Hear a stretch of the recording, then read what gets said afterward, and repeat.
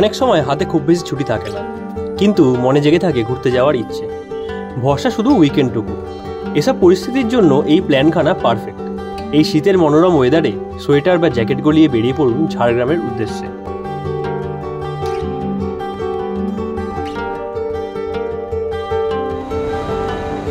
এখন ঘড়িতে সময় প্রায় সকাল 6টা। হাওড়া থেকে ইস্পাত মেল ছাড়ার সময় 6টা 35। ঝাড়গ্রাম পৌঁছতে সময় লাগবে প্রায় 2 থেকে 2.5 ঘন্টা মতো।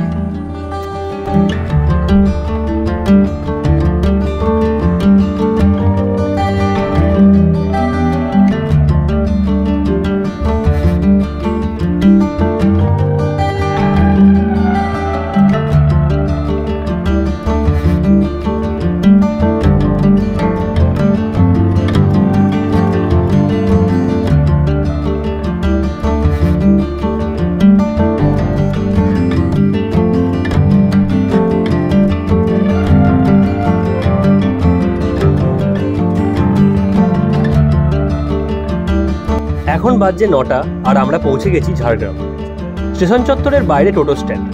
এখান থেকে টোটো ধরে চলে যেতে পারেন হোটেল অবধি। আমাদের হোটেল হেঁটে মাত্র 8 থেকে 10 মিনিট দূরে।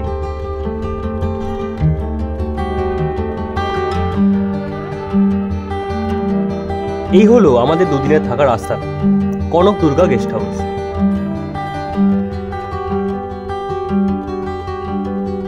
চট করে একবার রুমটা আপনাদের দেখিয়ে দিই।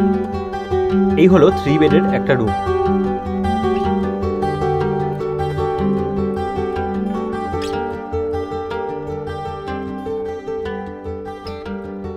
আর সাথে এই অ্যাটাচড ওয়াশরুম, বেশ পরিষ্কার পরিচ্ছন্ন। বেশি দেরি না করে ফ্রেশ হয়ে ব্রেকফাস্ট সেরে বেরিয়ে পড়লাম আজকের ঝাড়গ্রামের লোকাল সাইটসিংগুলো করতে। আর হ্যাঁ, মধুসূদনদার গাড়িতে করে আমরা এই 2 দিন ঘুরবো।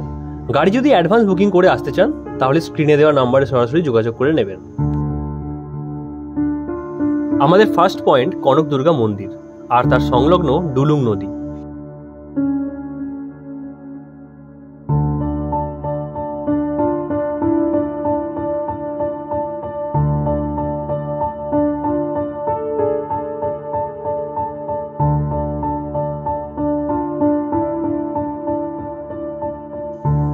রাজা গোপীনাথ এই মন্দিরটি নির্মাণ করান, যা প্রায় 500 বছরেরও বেশি পুরনো। কথিত আছে যে রাজা স্বপ্নে কনক দুর্গার মূর্তি দেখেন এবং তারপর দেবীর মন্দির প্রতিষ্ঠা করেন। আর এই মূর্তিটি সম্পূর্ণরূপে সোনার তৈরি এবং উচ্চতায় 2 ফুট।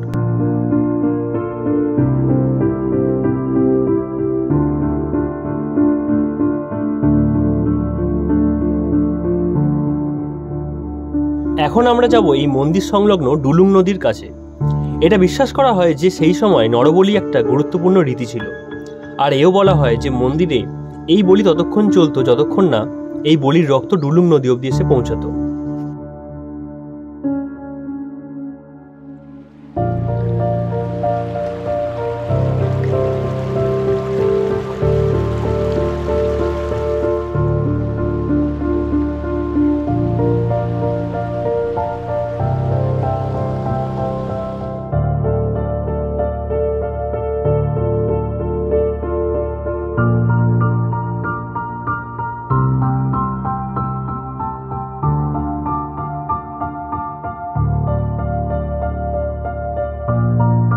এখন আমরা এসে গেছি চিল্কাগড় রাজপ্রাসাদের চত্বরে।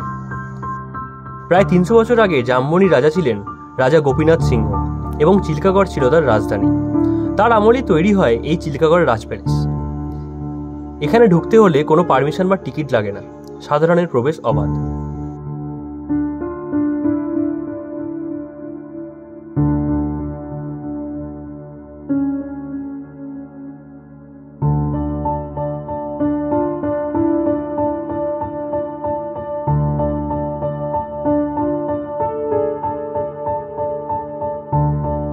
চত্বরের ভেতরে থাকা মন্দির 3টিও জীর্ণকায়। এর মধ্যে সব থেকে বড় নবরত্ন মন্দিরটি রাধাকৃষ্ণের কালাচাঁদ মন্দির। মন্দিরটি আরও একটা পাঁচিল দিয়ে ঘেরা, সাধারণের প্রবেশ সম্ভব নয়। ধবল রাজ পরিবারের মন্দির এটি। প্রধান ফটকের পাশে এই উঁচু মন্দিরটি হলো শিবালয়।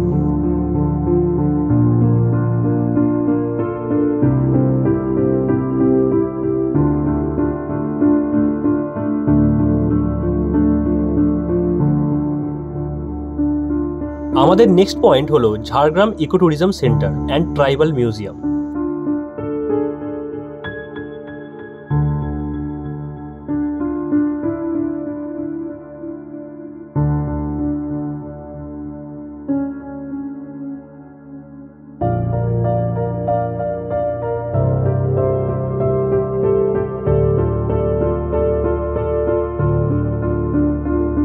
এখানে ঢোকার কোনো প্রবেশ মূল্য নেই।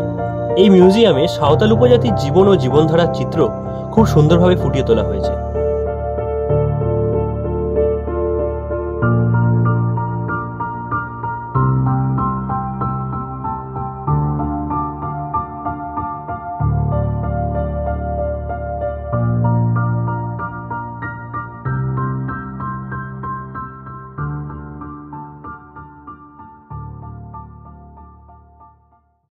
দাঁড়ালাম ঝাড়গ্রাম রাজবাড়ির সামনে, কিন্তু ভেতরে প্রবেশ এখানে কারোর এলাও না, যারা ভেতরে থাকে তাদের জন্য একমাত্র এলাও। ঝাড়গ্রাম রাজবাড়িতে আমরা তো প্রবেশ করতে পারলাম না। নেক্সট পয়েন্টে যেতে যেতে আপনাদের জানিয়ে দিই, ঝাড়গ্রাম রাজবাড়ির ভেতরে সবার এন্ট্রি অ্যালাউ নয়। রাজবাড়ির ঘরগুলো আর আশপাশ সম্পূর্ণ ঘুরে দেখার জন্য আপনাকে এখানেই রুম বুকিং করতে হবে অনলাইন পোর্টাল থেকে।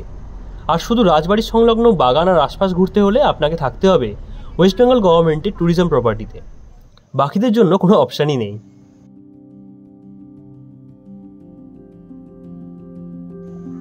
এখন আমরা চলে এলাম বেশ কিছু বছর আগে তৈরি হওয়া ক্রিস গার্ডেনে। এখানে এন্ট্রি ফি বড়দের 50 টাকা আর 10 বছরের নিচে 20 টাকা।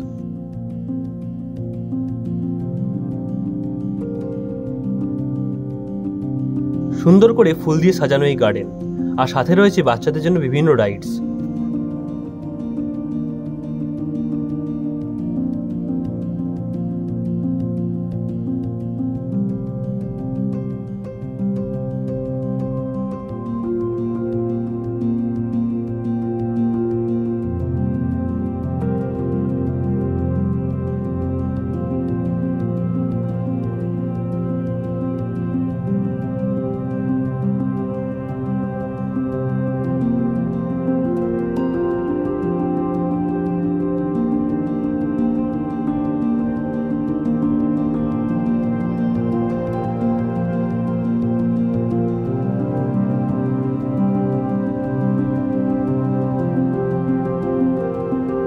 আজ দুপুরের খাওয়া দাওয়াটা আমরা ক্রিস গার্ডেনের ভেতরে রেস্টুরেন্টেই সেরে নিলাম। খাবারে নিলাম ফ্রাইড রাইস আর গার্লিক চিকেন।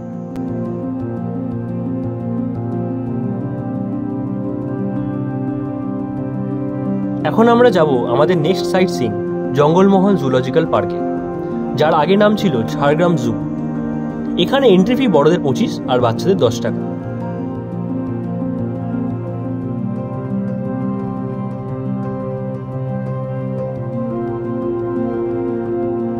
এটি 1980 সালে প্রতিষ্ঠিত হয়েছিল একটি ডিয়ার পার্ক হিসাবে। বর্তমানে জঙ্গলমহল জুলজিক্যাল পার্কে 147টি স্তন্যপায়ী প্রাণী, 65টি পাখি, 147টি সরীসৃপ প্রাণী রয়েছে। আর এই পার্ক প্রায় 21.5 হেক্টর জায়গা জুড়ে ছড়িয়ে আছে।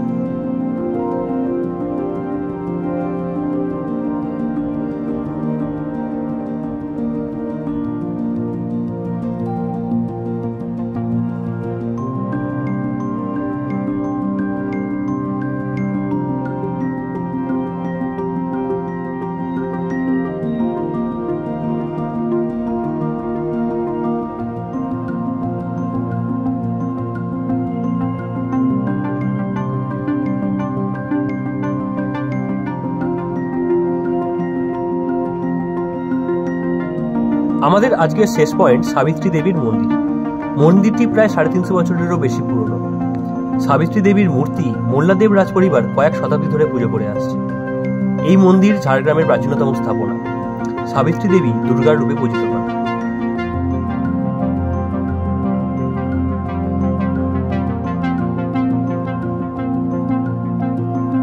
এবার আমাদের হোটেল ফেরার পালা। আজকের ঘোরা এখানেই শেষ হলো, আর সাথে এই ভিডিও। দেখা হচ্ছে পরের পার্টে, যেখানে থাকবে দ্বিতীয় দিনের ট্যুর প্ল্যান আর বেলপাহাড়ির অপূর্ব সাইট সিইং।